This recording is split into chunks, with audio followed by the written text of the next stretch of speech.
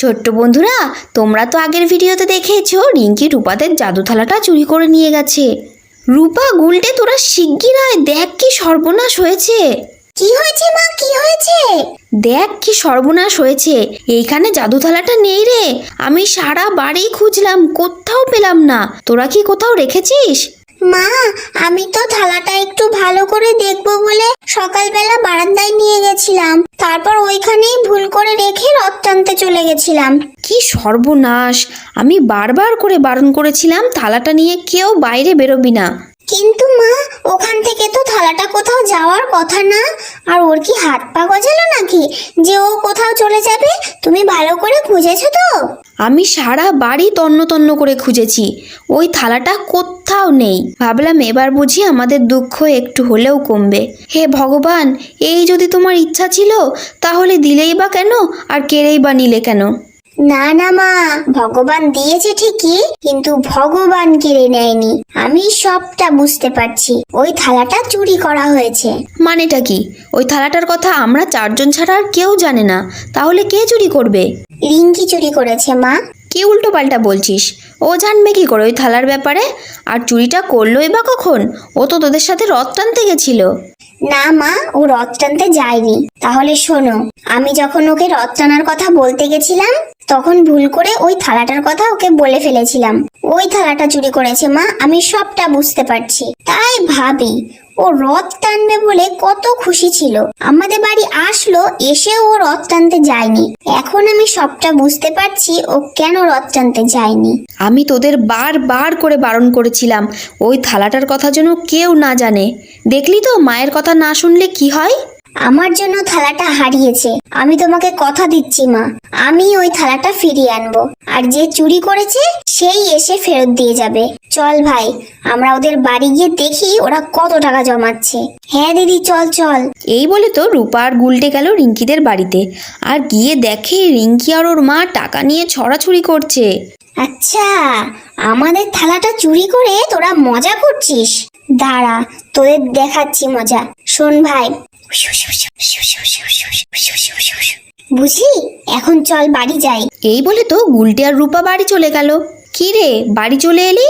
থালাটা এনেছিস তো? না মা, বললাম না, যে থালাটা নিয়ে গেছে সেই দিয়ে যাবে। আচ্ছা মা, তোমার কাছে সাদা কাপড় আছে? সাদা কাপড়? হ্যাঁ আছে, কিন্তু কি করবি? লাগবে মা, চোরকে শাস্তি দিতে হবে না? চোরকে শাস্তি দিতে গেলে এটুকু আমাদের করতেই হবে। চোরকে শাস্তি দেওয়ার জন্য সাদা কাপড় দিয়ে কি করবি? ওসব তুমি বুঝবে না মা। এরপর তো রাতে সবাই ঘুমিয়ে পড়ার পর রূপা আর গুলটে আবার চলে গেল রিঙ্কিদের বাড়ি, আর গিয়ে দেখে ওরা মহা আনন্দে ঘুমাচ্ছে। চল দিদি, এটাই তো সুযোগ, কাজটা শুরু করে দি। হ্যাঁ ভাই, চল। এই বলে তো গুলটে রিঙ্কির গায়ের কম্বলটা আস্তে আস্তে টান দিতে লাগলো, আর অমনি রিঙ্কির ঘুম ভেঙে গেল। দূর বাবা, ঠান্ডা লাগছে, এমনি শান্তিতে একটু ঘুমাচ্ছি। শান্তিতে ঘুমাচ্ছিস? দাঁড়া, দেখাচ্ছি তোর মজা।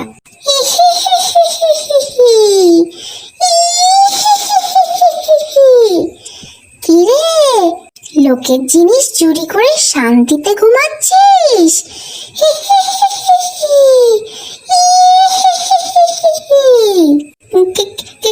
কে তুমি?